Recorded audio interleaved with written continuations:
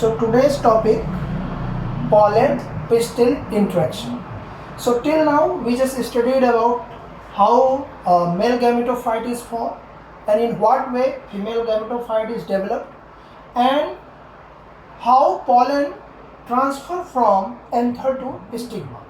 Okay, now after the transportation of pollen, what will be happen with that pollen? What is the process to continue the process called sexual reproduction?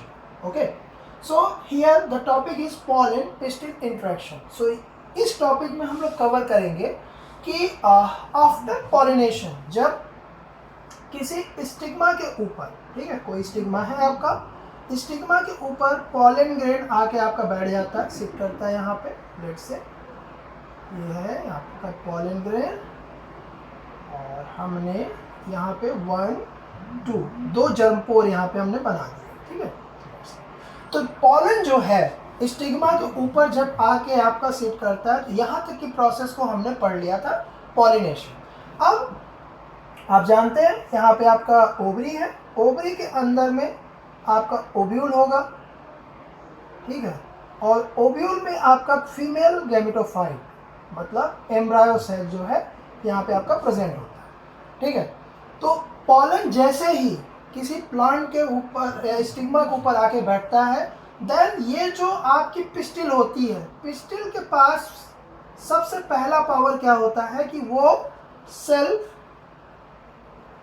Non self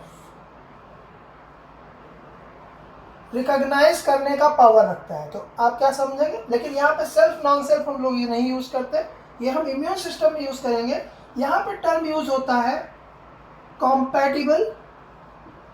compatible हम उसे कहते हैं ऐसा pollen जो कि fertilization event को perform करेगा, और अगर ऐसा पॉलन आके यहाँ पे बैठा है जो कैसा है, नॉन कॉम्पैटिबल, मतलब ये जो है आगे या इस स्पीसीज या इस प्लांट के थ्रू या अदर कोई मेथड के थ्रू ये पॉलन सूटेड नहीं है, तो उसको हम क्या कह देते हैं, नॉन कॉम्पैटिबल।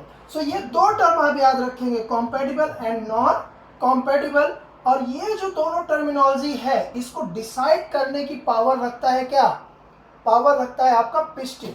तो जैसे कोई पॉलन यहाँ पे आके गया, अगर ये पिस्टिल सबसे पहला काम क्या करता है, पिस्टिल पहले फंक्शन करता है रिकॉग्निशन, मतलब पहचान करना, रिकॉग्नाइज करता है, रिकॉग्निशन ऑफ पॉलन। तो पॉलन पिस्टिल इंटरेक्शन का पहला स्टेप यही होता है क्या, रिकॉग्निशन ऑफ पॉलन।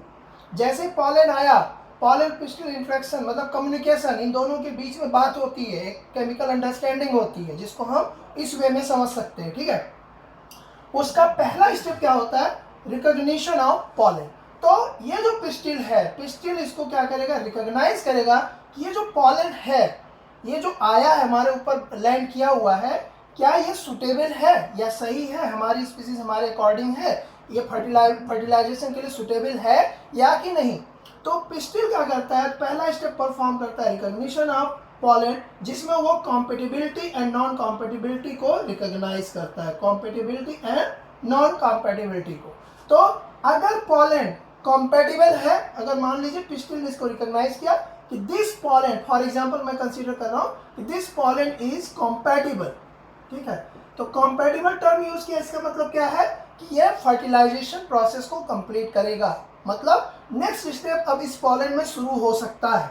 तो यहाँ पे लेट से पहले स्टेप में पिस्टिल ने क्या किया, इस पॉलन को कॉम्पेटिबल कह दिया कि कॉम्पेटिबल है। देन पिस्टिल क्या करता है, अलाउ pollen to germinate। ये आपका सेकेंड स्टेप होता है पॉलन पिस्टिल इंटरेक्शन का। अगर ये कॉम्पेटिबल है तभी अलाउ करेगा, नॉन कॉम्पेटिबल है तो यहाँ पे इनहिबिशन कर देगा, और पॉलन पिस्टिल इंटरेक्शन यही दो स्टेप में खत्म हो जाएगा। किसके लिए, नॉन कॉम्पेटिबल पॉलन के लिए। अगर ऐसा पॉलन है जो स्टिग्मा के ऊपर आया हुआ है, वो उसके लिए सूट नहीं करता, किसी अदर स्पीसीज का है, या फिर वो जो है इनब्रीडिंग को चेक करने के लिए अपने सेल्फ पॉलन को भी नहीं जर्मिनेट करने देता, अगर ऐसी टेंडेंसी नेचर के थ्रू इसको मिली हुई है, तो पिस्टिल जो है क्या करेगा, अगर नॉन कंपेटिबल है तो दूसरे स्टेप में यहाँ पे क्या कहते हैं, अलाउ की जगह क्या करेगा, prohibited to the non compatible pollen germination. और पॉलन अगर जर्मिनेट नहीं करेगा तो ऑब्वियसली वो फर्टिलाइज कतई नहीं कर सकता है, ठीक है। चलिए, तो अब यहाँ पे हम जैसा कि इसको कॉम्पेटिबल हम कंसीडर कर रहे हैं, तो दूसरे स्टेप में वो क्या करेगा, जो पिस्टिल है वो कहेगा कि पॉलन आप जर्मिनेट कर। तो अलाउ करने का मतलब क्या है, देन वो स्टिग्मा पे वाटरी सब्सटेंस को सिक्रेट करेगा, कुछ ऐसे केमिकल को सिक्रेट करेगा जो इस पॉलन के जर्मिनेशन में हेल्प करेगी। ठीक है, जो इस पॉलन के जर्मिनेशन में क्या करें, क्योंकि किसी पॉलन या सीड के जर्मिनेशन के लिए क्या चाहिए, सबसे प्राइमरीली मॉइस्चर। तो ये स्टिग्मा क्या करेगा, ये जो आपका स्टिग्मा है इस पिस्टिल का, ये इस पे वाटर सिक्रेशन करेगा, मॉइस्चर का सिक्रेशन करेगा, जिससे कि आपका पॉलन यहाँ पे जर्मिनेट हो जाएगा। कुछ और साल्ट भी यहाँ पे सिक्रेट करता है, which salt the promote the pollen germination. अब ठीक है, पॉलन जर्मिनेशन की जैसे बात शुरू होती है, तो अब यहाँ पे हम दूसरा प्रोसेस भी साथ में समझते चलते हैं। तो पॉलन हमेशा, मैंने कहा था पॉलन का अगर स्ट्रक्चर एक नॉर्मली हम देखेंगे, फिर से यहाँ रिकॉल कर लेते हैं, तो उसमें क्या था, बाहर पे एक हार्ड कवरिंग थी एक्साइन, और पॉलन स्पीसीज टू स्पीसीज ऐसा होता है कि उसमें किसी में एक जर्मपोर और किसी में एक से ज्यादा जर्मपोर मिलते हैं। जर्मपोर हम उस प्लेस को कहते हैं जहां पे एक्साइन एब्सेंट हो। अगर एक्साइन वहां प्रेजेंट नहीं है तो that is called the germ pore. ठीक है, ठीक है। अब इसी जर्मपोर के थ्रू जैसे ही स्टिग्मा अलाउ करेगा कि आप जो है जर्मिनेट कर सकते हैं, देन यहाँ पे क्या है, आपको मैं एक चीज और यहाँ पे रिकॉल करा दूं कि हमने पढ़ा था कि मोस्ट ऑफ 60% एंजियोस्पर्म में, याद रख करिएगा कि 60% एंजियोस्पर्म में पॉलन जो है 2 सेल्ड स्टेज पे लिबरेट होता है। याद रखना है आपको, एक होता था वेजिटेटिव सेल, दूसरा आपका होता था जेनरेटिव सेल। पहला कौन सा था, vegetative, and second one is the smaller जो था वो कैसा था, जेनरेटिव था। और 40% ऐसे होते हैं जिसमें ये 3 सेल्ड स्टेज पे आपका जो है 3 सेल्ड स्टेज पे जो है ये लिबरेट होता था। ठीक है, तो ये दोनों याद रखेंगे। अगर 3 स्टेज पे होगा तो इसका मतलब इसमें कोई फर्दर सेल डिवीजन देखने को नहीं मिलेगा। अगर आपका जो है 3 सेल स्टेज में है तो ठीक है, कोई फर्दर सेल डिवीजन देखने को आपको नहीं मिलेगा। अगर 2 सेल्ड है तो ड्यूरिंग पॉलन जर्मिनेशन ये जो जनरेटिव सेल है वो with the help of mitosis 1 से 2 न्यूक्लियाई में ये डिवाइड हो जाता है आगे चल के, तभी हम उसकी बात करेंगे। तो पॉलन जर्मिनेट हमेशा कहाँ से करेगा, जर्मपोर से। ठीक है, चलिए आई थिंक इतना आपने नोट किया होगा। अब हम यहाँ पे शुरू करते हैं कि नेक्स्ट स्टेप फिर यहाँ पे क्या होगा। अब पॉलन जर्मिनेशन, पॉलन हम देखेंगे, पॉलन था, हमने क्या कहा, पॉलन जो है आपका जर्मपोर से वो जर्मिनेट करना शुरू करता है, और जहाँ पे जर्मपोर होगा वहाँ से जो है ये मेम्ब्रेन इसकी आगे बढ़नी शुरू हो जाएगी। वेजिटेटिव सेल जो था वो बनाता है ट्यूब सेल, वो क्या बनाता है, पॉलन ट्यूब। पॉलन ट्यूब का फॉर्मेशन कौन करता है, वेजिटेटिव सेल। कौन करता है, वेजिटेटिव सेल। और rest of the cytoplasm with यहाँ मेल न्यूक्लियस, इसको हम जेनरेटिव कह ले या इसी को आप मेल न्यूक्लियस भी कह सकते हैं, जेनरेटिव न्यूक्लियस या फिर मेल न्यूक्लियस। ठीक है, तो अगर ये 2 सेल्ड स्टेज में है तो यहाँ पे सारा कुछ पॉलन ट्यूब में आ जाएगा, और ये पॉलन ट्यूब यहाँ पे शुरू करेगा। अब यहाँ मैं दिखा रहा हूँ, मान लीजिए ये जर्मपोर था, जर्मपोर से पॉलन ट्यूब जर्मिनेट करते हुए आगे बढ़ना शुरू कर देगा।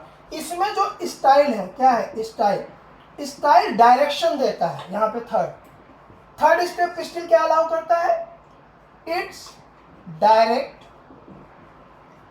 pollen tube towards ovary। ठीक है, अभी हम ओवरी तक का सफर करा रहे हैं। ठीक है, तो यहाँ पे थर्ड स्टेप में पिस्टिल क्या है, अलाउंस देता है कि पॉलन ट्यूब कहीं इधर उधर ना चला जाए, क्योंकि इधर उधर अगर चला गया तो फीमेल गैमेट तक नहीं पहुंचेगा, और फीमेल गैमेट तक अगर नहीं पहुंचेगा तो फर्टिलाइजेशन परफॉर्म नहीं होगा। ठीक है, तो यहाँ पे जो है आपका ये पॉलन ट्यूब को थर्ड स्टेप पिस्टिल क्या करता है, पॉलन पिस्टिल एक्सट्रैक्शन का थर्ड स्टेप क्या है, it's direct pollen tube towards ovary. ठीक है, it's direct pollen tube towards ovary. ठीक है, तो ये तीसरा अलाउंस दिया। अब जैसे ही अब यहाँ पॉलन ट्यूब था, पॉलन ट्यूब में जो अगर मान लीजिए पॉलन आपका 2 सेल्ड स्टेज पे आया था, तो यहाँ पे आके ये जो प्राइमरी न्यूक्लियस है माइटोसिस के थ्रू 2 न्यूक्लियाई में डिवाइड हो जाता है। फर्स्ट वन को बोलते हैं यहाँ पे प्राइमरी न्यूक्लियस। ठीक है, प्राइमरी मेल न्यूक्लियस, और दूसरे वाले को बोलते हैं सेकेंडरी मेल न्यूक्लियस, याद रखेंगे। और अगर 3 सेल्ड स्टेज में है तो पहले से ही प्राइमरी और सेकेंडरी में वो डिवाइड होता है, उसमें कोई भी डिवीजन नहीं होता है। हमेशा याद रखेंगे, क्वेश्चन कभी कभी बन जाता है कि 2 सेल्ड स्टेज पे अगर पॉलन है तो उसमें जो है mitosis during the pollen germination उसमें होता है या नहीं होता, तो यस उसमें होता है। लेकिन अगर 3 सेल्ड स्टेज पे पॉलन लिबरेट हुआ है, ऐसी प्लांट स्पीसीज है जिसमें 3 सेल्ड स्टेज पे पॉलन वहां से लिबरेट किया गया है, तो उसमें ड्यूरिंग पॉलन जर्मिनेशन कोई भी सेल डिवीजन या कुछ भी माइटोसिस वगैरह नहीं होती है, ठीक है। तो यहाँ पे ये मैं 2 का बता रहा हूँ, जिसमें ड्यूरिंग द जब ये पॉलन ट्यूब पॉलन जर्मिनेट करता है तो इनसाइड द पॉलन ट्यूब ये माइटोसिस कंप्लीट होती है, और जो सिंगल जनरेटिव न्यूक्लियस होता है वो 2 न्यूक्लियाई में डिवाइड हो जाता है। फर्स्ट वन को कहते हैं primary mail nucleus and second को बोलते हैं सेकेंडरी मेल न्यूक्लियस। और जो पॉलन ट्यूब है ये आपका क्या होता है, वेजिटेटिव सेल। ये क्या होता है आपका वेजिटेटिव सेल ऑफ पॉलन, ठीक है। चलिए, तो ये थर्ड स्टेप पे यहाँ तक जो है क्या किया इसने, पिस्टिल ने यहाँ पे उसको अलाउंस दिया। नाउ फोर्थ स्टेप, ये स्टेप नोट कर लेंगे, बुक वगैरह में मिलेगा नहीं आपको, इसको सॉर्ट आउट करने में बहुत टाइम लगेगा और ये क्वेश्चन आता है, ऐसे ही स्टेप वाइज आप लिख सकते हैं। तो फोर्थ स्टेप में क्या करता है, मैंने आपको फीमेल गैमेटोफाइट पढ़ाया था, उसमें मैंने बताया था कि जो टिपिकल फीमेल गैमेटोफाइट होता है, एम्ब्रायो सेक होता है, वो 7 सेल्ड 8 न्यूक्लिएटेड एक स्ट्रक्चर होता है। कैसा होता है, 7 सेल्ड 8 न्यूक्लिएटेड, जिसमें हमने बताया था 3 एग apparatus बनाते हैं, जिसमें 2 सिनर्जिड्स और 1 एग सेल होता है। तो यहाँ पे जो है फोर्थ स्टेप पे जो सिनर्जिड्स होती हैं, सिनर्जिड सेल्स होती हैं, वो जो है पॉलन ट्यूब को जो है with the help of filiform apparatus एक की तरफ डायरेक्ट करती है, direct filiform apparatus directs towards egg, ठीक है, एग से। तो इसमें क्या है, ये लास्ट स्टेप होता है आपका पॉलन पिस्टिल इंटरेक्शन का, जिसमें आपकी सिनर्जिड सेल जो होती है वो क्या करती है, वो इस पॉलन ट्यूब को डायरेक्शन देती है। अभी मैं थोड़ा सा लार्ज करके फीमेल गैमेटोफाइट बना ले रहे हैं, तो आप लोग थोड़ा ध्यान से देखेंगे, ठीक है। अब मैं इसको एम्ब्रायो सेक कह रहा हूँ। अब लेट से ये माइक्रोपाइलर एंड था, इसमें ये आपकी एक सेल हो गई, इसके साथ में ये आपके ये जो है सिनर्जिड्स हो गए बोथ साइड। तो क्या करता है, सबसे पहले ये पॉलन ट्यूब को सिनर्जिड्स अपने तरफ डायरेक्ट करवाता है और फिर इसको मोड़ देता किधर, एक सेल की तरफ। किधर मोड़ देगा, एक सेल की तरफ। ये जो डायरेक्शन, यहाँ तक का जो डायरेक्शन होता है, इसी के लिए आपकी सिनर्जिड्स वहाँ पे प्रेजेंट होती हैं और उसमें फिलीफॉर्म apparatus होते हैं जो इसको डायरेक्शन देते हैं टूवर्ड्स द एग। और जैसे यहाँ पे डायरेक्ट कर देंगे, ठीक है, तो प्राइमरी न्यूक्लियस जो है वो आपके एक सेल, जो एक सेल इसमें प्रेजेंट है उसके साथ फ्यूज करेगा और जाइगोट बनाएगा, जिसको हम लोग बोलते हैं ट्रू फर्टिलाइजेशन। जिसको हम लोग क्या बोलते हैं, ट्रू फर्टिलाइजेशन। तो यहाँ से फर्टिलाइजेशन की प्रोसेस स्टार्ट हो गई। तो अप टू आपके पॉलन के रिकॉग्निशन से लेके पॉलन ट्यूब के जो है एक सेल तक पहुंचने की जो ये 4 स्टेप होते हैं, इसी को हम बोलते हैं पॉलन पिस्टिल इंटरेक्शन, ठीक है। आई होप आपको ये टॉपिक क्लियर हो गया होगा। If any doubt, just unmute your mic and ask your queries please.